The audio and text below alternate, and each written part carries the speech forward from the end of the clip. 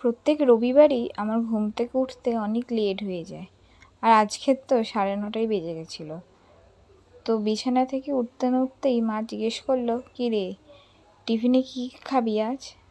আমি বললাম, আজ রবিবার, লুচি তরকারি হলে ভালোই হয়। ঘুম থেকে উঠে বিছানাপত্র গুছিয়ে ফ্রেশ হয়ে দেখি রুটি তরকারি পুরো রেডি। আর প্লেটটা যখন হাতে পেলাম, দেখলাম লুচিটা ঠিক গোল গোল হয়। ছোটোবেলা থেকে যে দেখে এসছি গোল গোল লুচি, সেটা আর নেই, দেখলাম ত্রিকোণা লুচি। বললাম, এটা কী করলে? বলছে তাড়াহুড়োর জন্য, তাই আজকে অনেক শর্টকাটে একটা লুচি বানিয়েছি, খেয়ে বল কেমন হয়েছে। তাই আর খেতে বলেছে, আর দেরি করা যায়? টুস করে একটা কেটে আলুর তরকারিটা নিয়ে মুখে পুরে নিলাম। যেমন নরম হয়েছিল, আর খেতেও ভালো।